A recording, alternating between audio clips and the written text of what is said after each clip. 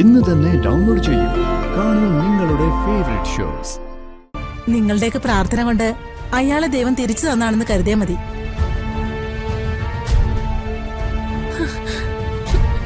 Doctor, എനിക്ക് ഏട്ടനെ ഒന്ന് കാണണം. ഇപ്പൊ വേണ്ട. നിങ്ങളെയൊക്കെ തിരിച്ചറിയാൻ പറ്റുന്ന ഒരു സ്റ്റേജിലേക്ക് അയാൾ വരട്ടെ. അങ്ങനെ ഒരാളെ കാണാനല്ലേ നിങ്ങൾക്കും ഇഷ്ടം? He will recover soon.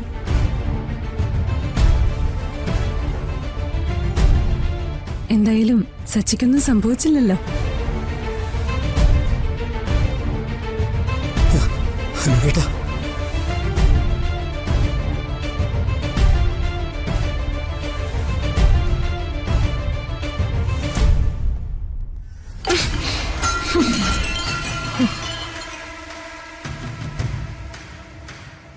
തന്നെയൊക്കെ എന്തിനു കൊള്ളാം?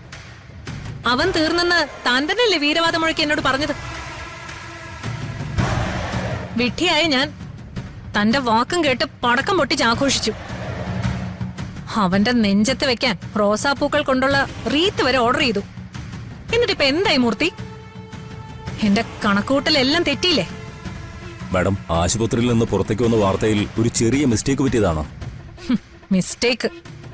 ഒരു നിമിഷം കൊണ്ട് ആകാശമുട്ട ഞാനൊന്ന് സന്തോഷിച്ചു. കൈവലങ്ങിട്ട് അവന്റെ ശവത്തിന് മുന്നിൽ നെഞ്ചത്തടിച്ച് നിലവിളിച്ചോണ്ടിരിക്കുന്ന ആ തള്ളയുടെ, അവന് വേണ്ടി നിലവിളിച്ചോണ്ടിരിക്കുന്ന മറ്റെല്ലാവരുടെ മുന്നിൽ വെച്ച് ഒരു പുഞ്ചിരിയോടെ അവന്റെ നെഞ്ചിൽ റീത്ത് വെക്കുന്നത് ഞാൻ സ്വപ്നം കണ്ടു. ഞാൻ ആഗ്രഹിച്ചതെല്ലാം ഇപ്പതാ താഴെ വീണ് പൊട്ടിച്ചെതറി കിടക്കുന്നു. മാഡം, മരിച്ചത് സച്ചി അല്ല എന്നുള്ളത് സത്യമാ. പക്ഷെ ഒരുത്തൻ തീർന്നില്ലേ? അത് മരുമകനായാലും മറ്റാരായാലും ആ തള്ളയുടെ വിധി മാറുന്നില്ലല്ലോ. ഏതെങ്കിലും ഒരുത്തനല്ല തീരേണ്ടത് അവൻ തന്നെയായിരുന്നു. അതിന് നമുക്ക് ഇനിയും സമയമുണ്ട് മാഡം. ജീവൻ തിരിച്ചു കിട്ടിയതല്ലേ ഉള്ളൂ. തന്നെ കൊണ്ടിനി എന്ത് ചെയ്യാൻ പറ്റുന്ന താൻ ഈ പറയുന്നേ? അവനെ അതിനകത്ത് വെച്ച് തന്നെ തീർക്കാൻ പറ്റുമോ തനിക്ക്? പറ്റുമോന്ന്? ഇതുവരെ അത് ചെയ്യാതിരുന്നത് പറ്റാത്തതുകൊണ്ടല്ല മാഡം.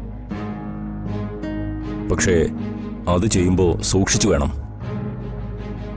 ആശുപത്രി നിറയെ ഇതുവരെ പോലീസായിരുന്നു. ICUവിനുള്ളിൽ എപ്പോഴും ഒരു ടീം ഡോക്ടർമാരും ഉണ്ടായിരുന്നു. ICUവിന് പുറത്ത് അവന്റെ ബന്ധുക്കളും ഉണ്ടായിരുന്നു. അവരെയെല്ലാം മറികടന്ന് അതിനകത്ത് കയറി ഇതുവരെ നമുക്കൊന്നും ചെയ്യാൻ സാധിച്ചില്ല എന്നത് സത്യമാണ്. പക്ഷേ ഇനി സാധിക്കും. എനിക്കിപ്പോ ആ വിശ്വാസം ഇല്ല. ചെയ്തു കാണിച്ചിട്ട് മൂർത്തി എന്റെ മുമ്പിൽ വന്ന് നിക്ക്. അപ്പൊ ഞാൻ വിശ്വസിക്കാം. അല്ലാതെ ഇനി ഞാൻ വിശ്വസിക്കില്ല. ഞാൻ പറഞ്ഞില്ല മാഡം, അവന്റെ കാര്യം തീർക്കാൻ നമുക്കിനിയും സമയമുണ്ട്. മതി തന്റെ ഉപദേശം. ഏൽപ്പിച്ച ജോലി ചെയ്തു തീർക്കാതെ എന്റെ മുന്നിൽ വന്ന് എന്നെ ഉപദേശിക്കാൻ നോക്ക. പൊയ്ക്കോ, എനിക്ക് ആരും കാണണ്ട. പിന്നെ കോടതിയിലെ കാര്യം, ഇനി അവന്തിക നേരിട്ടിറങ്ങ. ഈ കേസിൽ ഗോകുൽ പബ്ലിക് പ്രോസിക്യൂട്ടർ ആവില്ല എന്ന് തീരുമാനിച്ചത് ഞാനാ. ആ തള്ളയ്ക്ക് ജാമ്യം കിട്ടാതിരിക്കാൻ എന്ത് ചെയ്യണമെന്ന് എനിക്കറിയാം.